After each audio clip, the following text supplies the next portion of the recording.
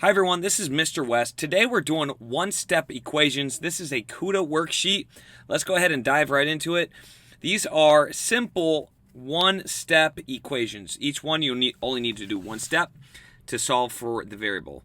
Now before we begin this first problem, 26 equals 8 plus v, let's understand what is one-step equation, how we solve it. So let's imagine the situation where we have $8 in our wallet, and in a hurry, a friend gives us an unknown amount of money. So he's like, hey, I owe you some money. Here, take this amount. And you're like, oh, okay. And in a hurry, you just grab it. You don't know how much it is. Okay, and later on that day, you're like, oh man, I wonder how much money I have. And you check your wallet, and you end up having $26. How would you find out how much money your friend gave you if you knew you started off with 8? That's the whole principle of one-step equations, and that's the foundation for multi-step and beyond. But you really have to understand one-step equations. Well, what's the process here?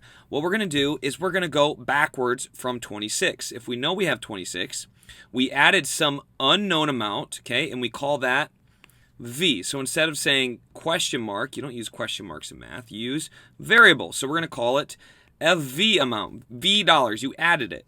So if we want to undo the adding, okay, we want to go backwards, okay, what would we need to do?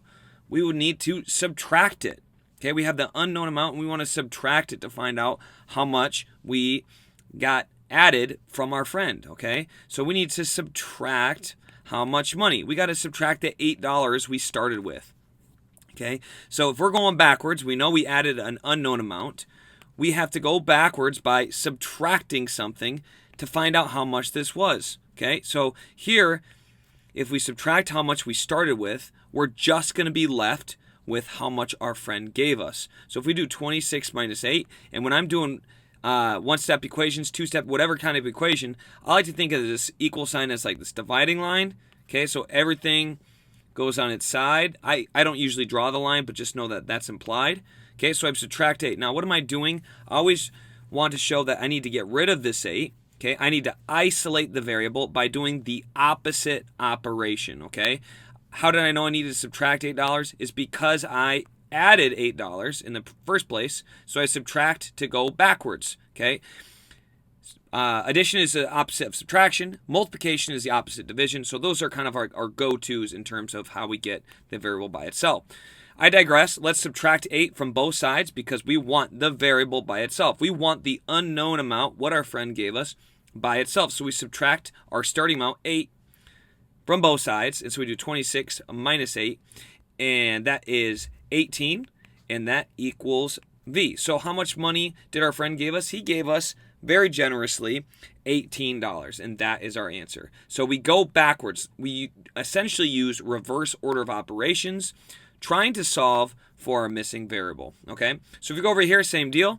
We can say, okay, we started with $3. Our friend came by, gave us an unknown amount, and now we have $8. Well, you can do that math easily in your head and be like, oh, obviously he gave you 5. But how'd you get 5? What you did in your head is you subtracted 3 from both sides.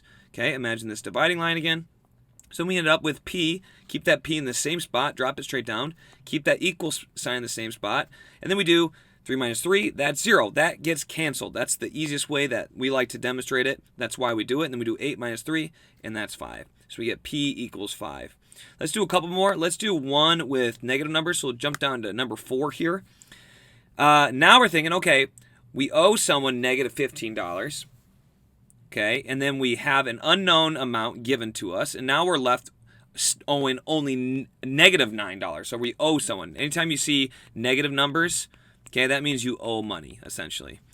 That's what I'm translating it as. But if you would just want to talk about, okay, that's a little confusing with the scenarios, I get that. Just think the opposite operation. So if we're adding on a negative number, the opposite, and this is where it confuses some people, is we're going to add a positive number. Adding a positive is the opposite of adding a negative. Adding a positive, adding a negative, they're opposites. So we're going to add 15. You could also think of this as subtracting 15. N minus 15 is the same thing as this, okay? But I'm just going to add 15 because that's the opposite, and I know that's going to make it go to 0. That's the whole point. We want this n to be by itself. We want to isolate the n, okay? So then we're going to get n, this gets crossed off. Essentially, it's plus 0, goes away. and then we have plus 15. Whatever we do to one side, we have to do to both sides. Okay, that's one of those equality laws. Now we have negative 9 plus 15. What does that give us? Well, that's the same thing as 15 minus 9. That's 6. So n equals 6 for that one. Another one, we have an unknown amount of money.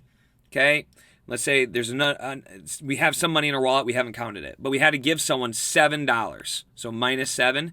And then we check it when we're done, and we have $13 left. How much did we start with? Well, we want to add that 7 to both sides. Okay, again, we do have to do it to both sides. That dividing line, when we have x equals how much? 13 plus 7, that's 20. So we had $20. We had to give away 7, and we're left with 13. That's our final answer. Let's see if there's any with multiplication. There are. Let's do a couple of these first before I leave you to it. Over here, we have negative 104 equals 8. So it's the same thing. We have an unknown amount of money, and then we're told that it's not tripled, not quadrupled, but it's 8-tupled. I don't know how you would say that. 8-tupled, and then we have negative $104. So it sounds like we have some debt, and it's 8-tupled.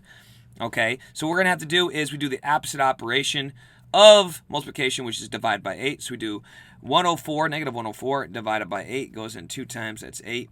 That's going to be 2, 4, 3. Negative 23. So we divided by both sides. Again, we have this little dividing line.